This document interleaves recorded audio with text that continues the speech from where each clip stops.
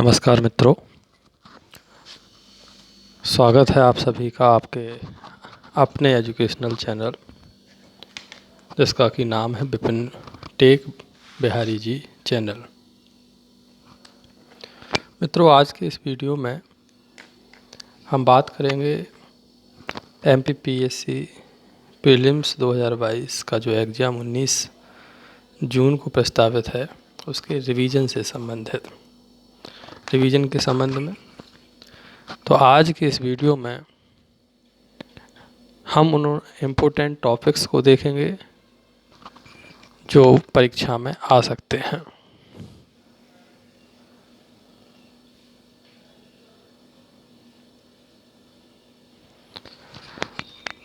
तो आज हम इतिहास के उन विषयों को देखते हैं जिनकी परीक्षाओं में आने की प्रबल संभावना है। तो सबसे पहले बात करते हैं प्राचीन भारत की। जैसा कि आप सभी लोग जानते हैं कि भारतीय इतिहास को मुख्य रूप से तीन भागों में बांटा गया है: प्राचीन भारत, मध्यकालीन भारत और आधुनिक भारत। तो सबसे पहले हम प्राचीन भारत के अंतर्गत आने वाले महत्वपूर्ण टॉपिक्स की बात करते हैं। तो प्राचीन भारत के अंतर्गत जो सबसे इम्पोर्टेंट टॉपिक्स हैं उनमें धौलावीरा, जी हाँ, हड़प्पा संस्कृति के अंतर्गत उसमें भी धौलावीरा, लोथल, रोपड़, कोटदीजी, अतरंगी खेड़ा और जोरवे संस्कृति, इन टॉपिक्स से विगत वर्षों में MPPSC ने बहुत से क्वेश्चन पूछे गए हैं। तो मित्रों, इन टॉपिक्स को आप भली भांति अध्ययन कर लें, एक बार पुनः इनको अच्छे से रिवाइज कर लें।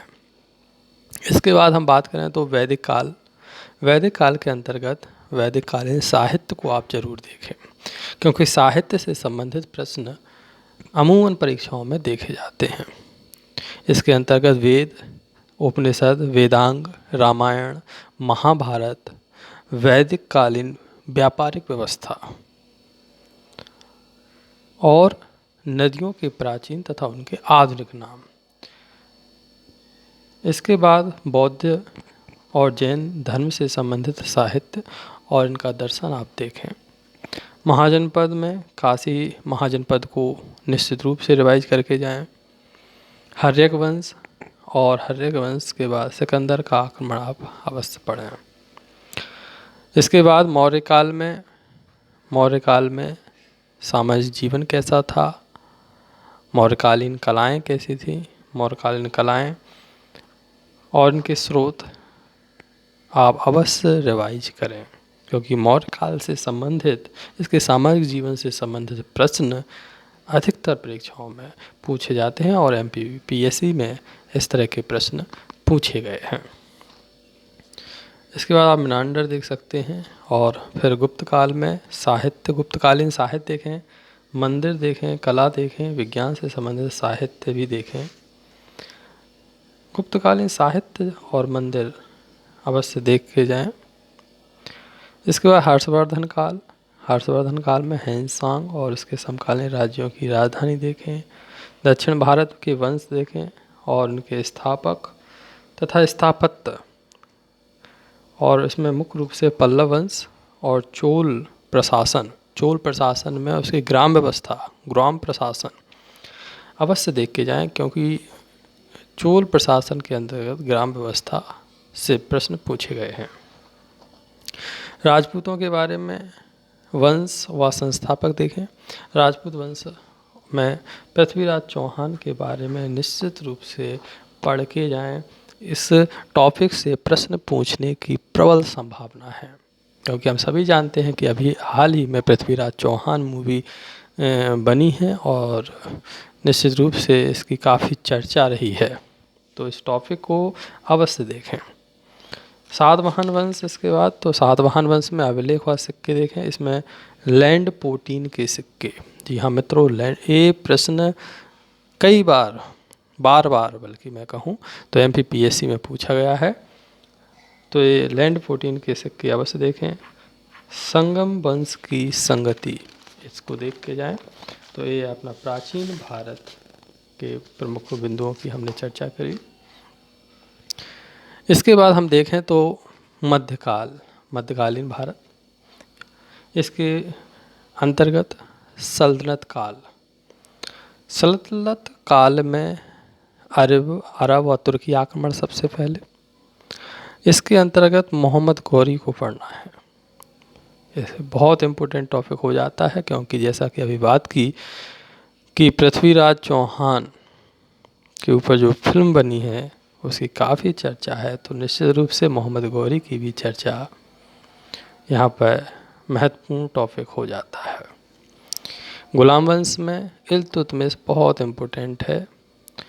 खिलजी वंश में अलाउद्दीन खिलजी की सैन्य व्यवस्था व कथन, जी हाँ मित्रों, ये अवश्य देख के जाएं।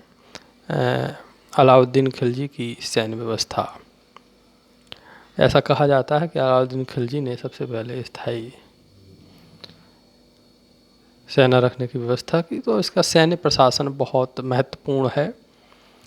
और इसके अलावा बस देखें, इसके बाद तुगलक वंश में फिरोज तुगलक के स्थापत्य देखें, तैमूरलंग का आक्रमण भी देखें, रिवाइज करें। सैयद वंश में ख़िज़्र खां और मुबारक शाह का रिवीजन करके जाएं। लोधी वंश में सिकंदर लोधी बहुत ही महत्वपूर्ण हो जाता है।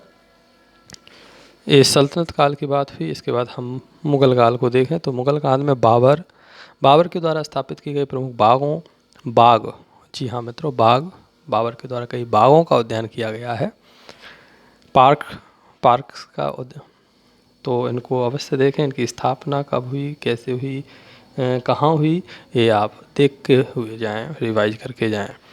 इसके बाद हुमायूं व शेरशाह। हुमायूं के मकबरे बहुत इम्पोर्टेंट है। MPPSC के परिप्रेक्ष्य में देखें तो हुमायूं के मकबरे ये परीक्षाओं में पूछे गए हैं, तो इसको आप अवश्य देखें। इसके बाद शेर खां की भू राजस्व व्यवस्था, शेर खां की भू राजस्व व्यवस्था आप देख के जाएं, रिवाइज करें। अकबर की धार्मिक और राजपूत नीति, अकबर की धार्मिक, जी हाँ, अकबर को एक धार्मिक सहिष्णु शासक के रूप में जाना जाता है। ऐसा कहा जाता है कि वो सभी धर्मों का सम्मान करता था। पहले आक्रांत था या जो भी घटनाएं अपन देखते हैं, तो अकबर के संबंध में उसकी धार्मिक और राजपूत नीति बहुत महत्वपूर्ण हो जाती है। परीक्षा के दृष्टिकोण से भी ये बहुत इम्पोर्टेंट है। इसकी धार्मिक नीति क्या थी, राजपूतों से इसके संबंध क्या थे, किस तरह के वैवाहिक संबंध थे या क्या नीतियाँ थी, इसको अपन को रिवाइज करना है, देख के जाना है। इसके बाद जहांगीर की चित्रकला, जी हाँ, जहांगीर को हम चित्रकार और चित्रकला प्रियता के रूप में देखते हैं, तो इसका जहांगीर का चित्रकला और चित्रकार समय के देखना है। शाहजहां की स्थापत्य कला को देखना है। औरंगजेब के मंदिरों को ध्वस्त किया जाना, वहाँ के स्थान, औरंगजेब ने कौन कौन से मंदिरों को ध्वस्त किए, ये देखते हुए इसका क्विक रिवीजन हमें करना है। इसके बाद प्रशासन देखना है, इसकी औरंगजेब की भू राजस्व व्यवस्था देखना है। आईने दहसाला व्यवस्था क्या थी, इसको देखते हुए जाना है। भक्ति और सूफी व्यवस्था की बात करें तो रामानुज, भक्ति काल में रामानुज, गुरु नानक, रैदास और दादू, इनको मुख्य रूप से रिवाइज करना है। सूफी संप्रदाय में चिश्ती और नक्शबंदी संप्रदाय दो महत्वपूर्ण टॉपिक हैं। मध्यकाल में इतने ही महत्वपूर्ण टॉपिक मुझे दिखाई दिए। इसके बाद आधुनिक काल की बात करें तो आधुनिक काल में उत्तरवर्ती मुगल के अंतर्गत अकबर द्वितीय को अवश्य पढ़ें। मराठा में शिवाजी महाराज को देख के जाएं। बंगाल के शासन में प्लासी का युद्ध बहुत इम्पोर्टेंट है। मैसूर में Tipu Sultan, very important topic. Karnataka युद्ध में तीसरा कर्नाटक युद्ध, इसको देखें। गवर्नर जनरल में कार्नवालिस, डलहौजी, कैनिंग और 1857 की क्रांति, इनको अवश्य देख के जाएं, बहुत ही इम्पोर्टेंट टॉपिक हैं। कर्नाटक का तृतीय युद्ध, ये टॉपिक इम्पोर्टेंट है, साथ ही साथ अन्य टॉपिक भी इम्पोर्टेंट है, लेकिन इन टॉपिक से विगत परीक्षाओं में प्रश्न पूछे गए हैं, तो इन टॉपिक्स को आपको बिल्कुल भी छोड़ते हुए नहीं जाना है। ऐसा नहीं है कि यही टॉपिक्स से ही परीक्षा में प्रश्न आएंगे, इनके अलावा भी प्रश्न आ सकते हैं। लेकिन मुझे इम्पोर्टेंट जान पड़ते हैं जो मैंने विगत परीक्षा प्रश्न पत्रों को देखा और उनके आधार पर अपनी राय बनाई है। तो आप इन टॉपिक्स को अवश्य और इसका देखें, रिवाइज करें और निश्चित रूप से आपको इसका फ़ायदा मिलेगा, ऐसी मुझे उम्मीद है। इसके बाद आदिवासी आंदोलन में संथाल, मुंडा, रामोसी आंदोलन, इनको देख के जाएं। कृषक आंदोलन में पावना, मोपला, कूका, रंपाओ, चंपारण आंदोलन है। अधिनियमों की बात करें तो 1919 का अधिनियम और 1935 का अधिनियम, ये एक्ट बहुत इम्पोर्टेंट है। 1919 का एक्ट और 1935 का एक्ट, इनको अवश्य देखें, इनका रिवाइज करके जाएं, रिवीजन अवश्य करके जाएं। क्रांतिकारी आंदोलन में लाहौर षड्यंत्र क्या है, मेरठ और मास्टर सूर्य सेन, इनको आप अवश्य देखें। सामाजिक सांस्कृतिक आंदोलन की बात करें तो विवेकानंद जी को और अलीगढ़ आंदोलन को, ये महत्वपूर्ण टॉपिक्स हो जाते हैं।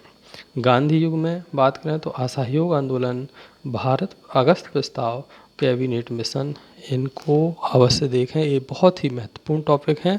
और तो मित्रों, आज हमने बात की भारतीय इतिहास के बारे में, जो कि MPPSC का सेकंड यूनिट से दिया गया है, भारत का इतिहास। तो ये दूसरी यूनिट की बात करी, इसमें हमने बहुत ही महत्वपूर्ण टॉपिक्स जो हैं, जिनसे परीक्षाओं में प्रश्न पूछे जाने की प्रबल संभावना है। तो मित्रों, परीक्षा के लिए समय बहुत कम है, तो इनका क्विक रिवीजन आप भली भांति करें और निश्चित रूप से 1 या 2 घंटे में आपको ये रिवीजन कर डालना है। इसमें बहुत ही महत्वपूर्ण टॉपिक्स आप देखें, उनको पढ़ें। तो इसी के साथ मैं अपनी वाणी को विराम देता हूँ। निश्चित रूप से आशा है कि आप इससे वीडियो के माध्यम से लाभान्वित होंगे। बहुत बहुत धन्यवाद। अपनी तैयारी करते रहिए, निश्चित रूप से आपको सफल होंगे। जय हिंद, जय भारत देश। धन्यवाद।